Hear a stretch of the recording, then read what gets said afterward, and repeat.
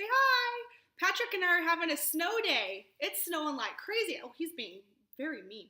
But we're having a lot of fun, and we are just hanging out, and he's not having it. So he just wanted to say hello. Say bye.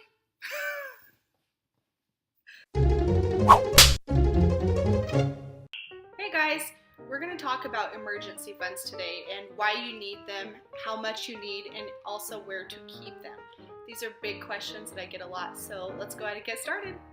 Okay, so I want to tell you a story. In January, my little sister had to have an emergency surgery, and I'm going to spare you all the yucky details on that, but it was pretty intense. If she would have waited another day, it was very possible that she would have been dead. So clearly this is a huge emergency. She was rushed to the ER, had to have emergency surgery within a few hours, and was in the hospital for about a week. So she was actually out of work for a couple of weeks. That's hard to pay your bills when you're not bringing in income. So that is exactly why stuff like that happens all the time to people. That's why we have an emergency fund, for things like this that we can't necessarily predict and that are going to help make our life a lot easier. So my sister needed to focus on healing. She needed to get better. She didn't need to be focusing about money and the financial side of things.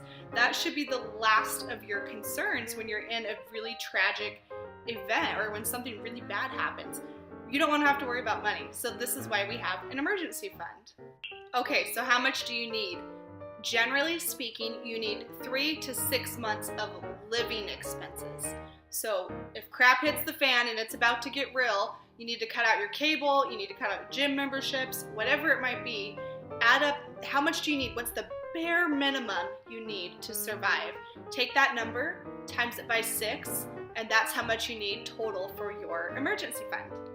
Okay, so the final question I get a lot is, I'm trying to build my emergency fund. I know how much money I need, but where do I keep it? Can I put it under the mattress? Do I put it in a savings account? Do I put it in an investment? What do I do with the money? So your emergency fund needs to be very liquid, very, very liquid. Liquidity is basically how quickly you can convert that to cash. So cash in your hand is the most liquid, and then that's kind of the goal. When you have a big life emergency and something drastic happens in your life, you don't want to wait around for the banks. You don't want to have to do anything. Waiting a day or two, that's typically okay, but anything longer than that, you need that money now. You need it to be very liquid. So because of that, it's best to keep your emergency fund in something that's easily accessible, such as a savings account or a money market account. I personally, I keep mine into a savings account right now. But when I first started building up my emergency fund, I kept it in a CD. I would do 3 to 6 month term CDs. And I was earning a little tiny bit of money, not a lot, but at that time it was actually like 5% interest, which is awesome. So, but the point of your emergency fund is not to earn income. You're not trying to make a lot of money off of this. It's solely there for your protection. It's a little mini insurance policy. So if stuff happens, you lose your job, you have a medical emergency, maybe you get in a car accident, you're covered. You don't have to worry about the financial stress. That's not what you want to be worried about when you have an emergency. You want to focus on fixing the problem as quickly as you possibly can and moving on with your life. Those are my thoughts on emergency funds.